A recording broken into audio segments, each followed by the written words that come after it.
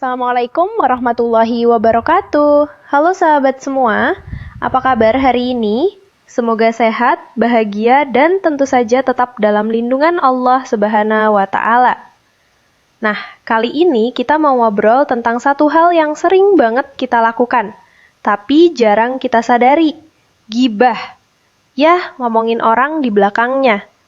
Jujur aja, siapa sih yang nggak pernah terlibat dalam obrolan ghibah? Kadang mulainya iseng, kadang cuma komentar ringan, tahu-tahu jadi panjang. Dan anehnya, ghibah itu enteng banget keluar dari mulut. Tapi dampaknya, aduh bisa berat banget. Ghibah itu kayak cemilan, sekali coba, nagih. Lagi nongkrong sama teman, suasana sepi, ada yang nyeletuk. Kamu tahu nggak si A kemarin? Nah, mulailah. Kadang kita mikir, cuma cerita kok, bukan niat jelek. Padahal, Nabi Muhammad SAW udah jelas banget ngasih definisi ghibah. Beliau bersabda, "Tahukah kalian apa itu ghibah?" Para sahabat menjawab, "Allah dan Rasul-Nya yang lebih tahu." Beliau berkata, "Ghibah adalah engkau menyebut sesuatu tentang saudaramu yang ia tidak suka jika mendengarnya." Hadis riwayat Muslim. Jadi, intinya kalau orang yang kita omongin gak suka dengarnya, itu udah masuk ghibah. Masalahnya, ghibah ini ringan banget. Kadang kita merasa gak ada apa-apanya, tapi di akhirat setiap kata bisa jadi beban. Allah sampai menggambarkan ghibah dengan perumpamaan yang serem banget dalam Al-Quran. Yang artinya, dan janganlah sebagian kamu menggunjing sebagian yang lain. Sukakah salah seorang di antara kamu memakan daging saudaranya yang sudah mati? Maka tentulah kamu merasa jijik kepadanya. Quran Surah Al-Hujurat ayat 12. Bayangin ya, Allah samain ghibah itu kayak makan daging saudara sendiri yang sudah mati. Jijik banget kan? Tapi anehnya, mulut kita masih sering doyan ngomongin orang. Ada beberapa alasan kenapa ghibah gampang banget terjadi. 1. Ngikutin arus obrolan. Lagi nongkrong, temen pada cerita, kita ikut nimbrung. 2. Cari hiburan. Kadang obrolan ghibah dianggap lucu, padahal dosa. 3. Pelampiasan emosi.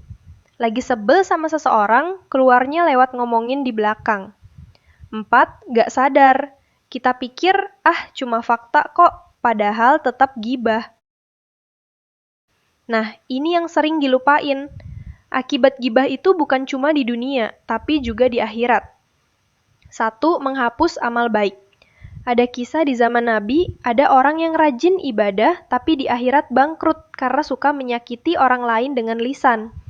Amal sholat, puasa, zakatnya diambil buat ganti rugi. 2. Nambah dosa tanpa sadar.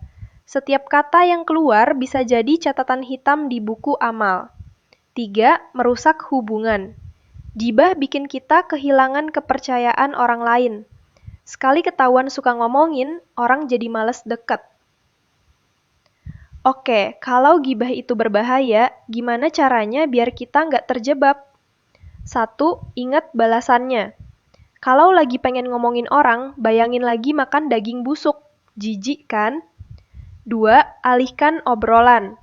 Kalau teman mulai ngegosip, coba lempar topik lain, tutup aib orang. Ingat, kalau kita tutup aib saudara di dunia, Allah bakal tutup aib kita di akhirat. 4. Latihan diam. Kata Nabi, barang siapa beriman kepada Allah dan hari akhir, hendaklah berkata baik atau diam. Hadis riwayat Bukhari Muslim. Jadi teman-teman, ghibah itu emang ringan diucapkan, tapi berat banget akibatnya. Mulut ini kecil, tapi dosanya bisa gede. Yuk mulai sekarang kita lebih jaga lisan. Kalau lagi pengen ngomongin orang, tahan dulu.